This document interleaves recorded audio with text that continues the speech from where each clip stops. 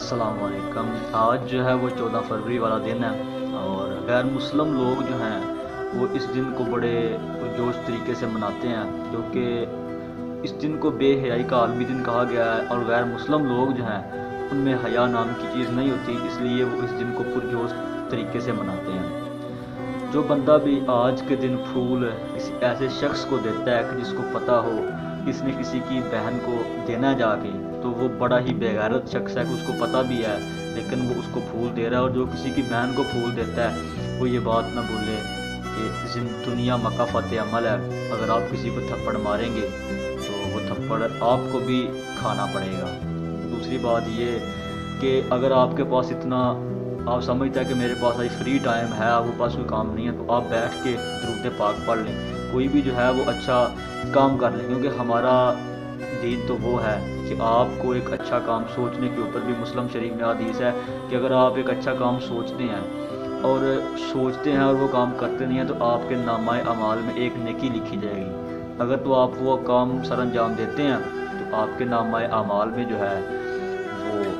10 نیکیاں لکھی جائیں گی۔ اور ایک بات یاد رکھیے گا کہ ایک مسلمان بھائی جو ہے وہ اگر 14 فروری منانے جا رہا ہے، اس کو دیکھ کر اگلے سال جو ہے اس کا چھوٹا بھائی بھی منانے جا رہا ہے، تو ایک بات یاد رکھنا کہ آپ دنیا میں جو بھی کام کرتے ہیں نا وہ آپ کا درج ہوتا ہے اور آخرت تک وہی آپ کا جو ہے وہ کام چلتا رہتا ہے۔ اگر تو آپ کسی اچھے کام کو فروغ دیں گے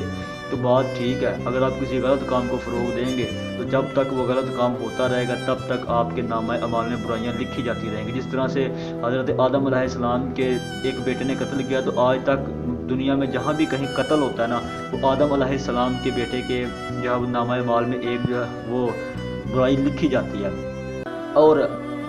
کیونکہ یہ ایک بے حیائی کا عالمی دن ہے، اور جو مسلمان بات بہت بڑی کرنے لگا ہوں، جو مسلمان اس دن کو جو ہے وہ جائز سمجھ کے مناتا ہے وہ بندہ دائرہ اسلام سے خارج ہو جاتا ہے، کیونکہ جو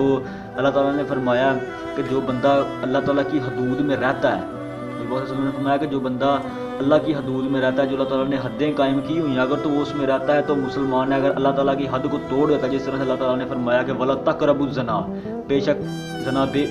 بری بے حیائی ہے، زنا کے قریب نہ جانا۔ تو اگر تو کوئی بندہ اس عمل کو جائز سمجھ کے کرتا ہے تو سمجھ لیں کہ اس نے اللہ کی حدود کو توڑا اور جائز سمجھ کے توڑا ہے، تو پھر وہ بندہ کافر ہے۔ اس لیے آج کا دن جو ہے وہ بے حیائی کا عالمی دن ہے۔ مسلمانوں کے لیے یہ چاہیے کہ وہ اس دن کے خلاف جو ہے وہ آواز اٹھائیں اور اپنے ملک پاکستان میں اس بے حیائی کو ہونے سے روکیں۔ السلام۔